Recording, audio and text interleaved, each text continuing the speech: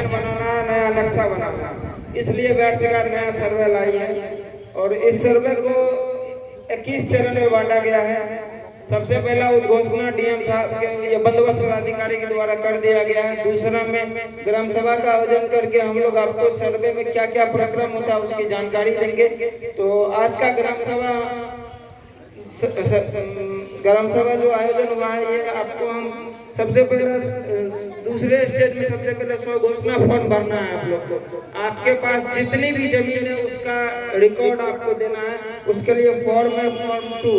इसमें आप लोग अपने जमीन का सारा डिटेल्स, खाता, कचरा, रकबा, चौहद्दी और इससे संबंधित जिस उस कचरा से संबंधित जो भी दस्तावेज आपके पास है वो लगा के आपको देना है। ये रिकॉर्ड देने के बाद ये रिकॉर्ड देने का 3 प्रक्रिया है। एक तो आप ऑनलाइन इसको अपलोड कर सकते हैं हम DRLS के साइट पे जाके। दूसरा आप अपने मौजा के संबंधित अमीन को दे सकते हैं और तीसरा हम लोग का जो सिविल कार्यालय गढ़ सिंचाई पंचायत से कार्बन वहाँ जाके आप दे सकते हैं। ये रिकॉर्ड जैसे ही आप तीनों में से किसी भी माध्यम से हम लोग के पास आएगा उसके बाद हमारा अगला प्रक्रम प्रारंभ होगा किस्तवाड़ का। किस्तवाड़ का प्रक्रम प्रारंभ होने से पहले भी हम लोग ग्राम सभा करेंगे। हर जितने भी स्टेप होगा इस सर्वे प्रारंभ उससे पहले हम पंचायत वाइज ग्राम सभा करते हैं।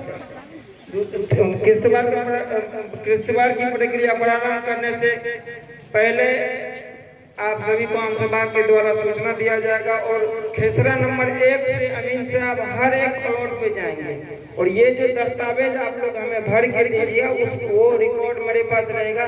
उस रिकॉर्ड से हम दखल कब्जा जमीन किनके नाम से उस आधार पे हर प्लॉट का हम लोग जांच करते हुए 1 नंबर से जितने खेसरा है इस पंचायत में उसको हम लोग रिकॉर्ड बनाते चले जाएंगे। कोई खेसरा 10 कट्ठा का 5 भाई है आपस में 2-2 कट्ठा बांट लिया। तो यदि आप सहमति से बांटे हुए हैं तो आप उसमें सर्टिफाइड कॉपी लगा दीजिएगा, बंटवारा शेड्यूल लगा दीजिएगा। तो उस समय किस्तवाड़ के समय जैसे अमीन साहब आपके प्लॉट पर जाएंगे तो वहाँ उनको आप बोलिएगा ये कागज में आपका लगा ही रहेगा और उनको जानकारी भी दीजिएगा कि हम लोग 5 भाई अलग अलग अपना करवाना चाहते हैं, हम लोग को अलग कर दीजिए। वहाँ पे नक्शा में भी सुधार कर देंगे और रिकॉर्ड में भी लिख दिया जाएगा। तो ये सारा प्रक्रम करने के लिए हमको आप लोगों की जरूरत है और आप लोग का जितना अच्छा से सहयोग रहेगा उतना ही अच्छा हम लोग सर्वे कर सकते हैं आपके पंचायत। अभी मुखिया जी ने बोला इस पंचायत को बचा लीजिए, हम पूरे पंचायत को बचाने के लिए आए और सही तरीका से काम करने के लिए, लेकिन आपका सहयोग निर्भर करता है आपका काम हम कितने बेहतर तरीका से करेंगे। तो सर्वप्रथम आप लोग का पहला काम है ये फॉर्म जितना ज्यादा से ज्यादा आप लोग भरिएगा, कोई खेसरा नहीं छूटना चाहिए। हर एक खेसरा का फॉर्म मेरे पास आएगा तो मेरे पास ये डाटा हो जाएगा ये जमीन किनकी है, उस आधार पे हम लोग का काम होगा और अच्छे से। किस्तवाड़ प्रक्रिया करने के बाद हम लोग खानापुरी प्रक्रम में आएंगे। खानापुरी प्रक्रम में हम लोग याददाश्त का संधारण करेंगे। दस्तावेज और नया जो रिकॉर्ड बनेगा जैसे बंटवारा करने के बाद या फिर जो बंटवारा नहीं होगा उस आधार से हम लोग याददाश्त का संधारण करेंगे और याददाश्त के संधारण के बाद LPM का वितरण होगा। लैंड पार्सल नाप हर एक खेसरा का एक नक्शा बनेगा और वो आपको खेसरा पंजी के साथ जिसमें उस खेसरा का सारा रिकॉर्ड रहेगा, किनके नाम से जमीन है, क्या चौहद्दी है, क्या हर एक डाटा उसमें रहेगा, उनके मालिक कौन है और उसका वितरण हम लोग ग्राम सभा लगा के या सिविल कार्यालय हम लोग हर जिनका जो है उनको LPM का वितरण करेंगे। LPM वितरण करने के बाद आप लोग वो देखिएगा LPM में जो किन्हीं का कोई तरह का त्रुटि रह गया कि नहीं। यदि किन्हीं का त्रुटि रह गया तो आप लोग उनमें दवा आपत्ति कर सकते हैं। दवा आपत्ति का 3 मौका मिलेगा आपको। 3 मौका में 2 मौका में सुनवाई हम लोग करेंगे सिविल कार्यालय गढ़ सिंचाई में। तीसरा मौका आपको बंदोबस्त कार्यालय समस्तीपुर में जाना पड़ेगा।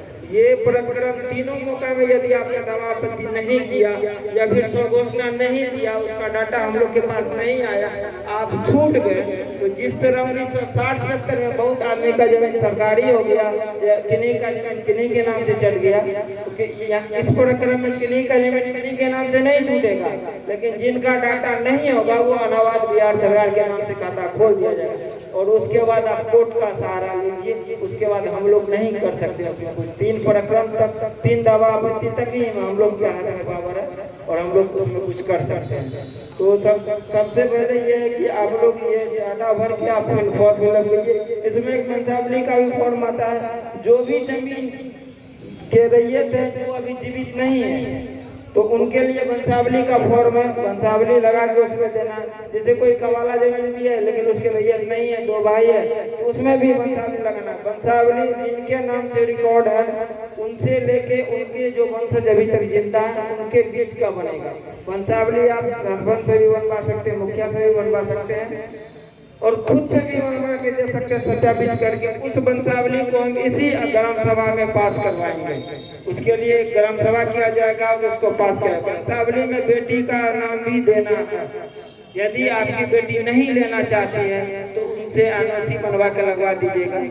यदि उस ग्राम सभा में आप नहीं दिए नाम और उस ग्राम सभा में आपकी बेटी आ जाती है, बोलती है जो मेरा भी नाम होना चाहिए, तो हमको उसको हिस्सा देना पड़ेगा। इसीलिए उससे अच्छा आप नाम डाल दीजिए या उनसे बात करके एनओसी लगा दीजिए, क्योंकि ग्राम सभा में पास होगा, आप नहीं मिलेगा, आपके कोई और बोल देंगे, तो ये छूटने वाली बात नहीं है।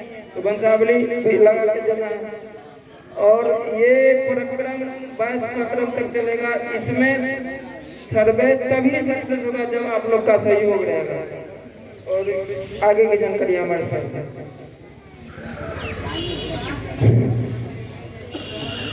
शायद यहाँ पर हम देख रहे हैं कि राजस्व कर्मचारी, हल्का कर्मचारी, शायद कुछ समस्या आम जनता को खाता खसरा रकबा जमाबंदी किसके किसके नाम से है सुना जाए।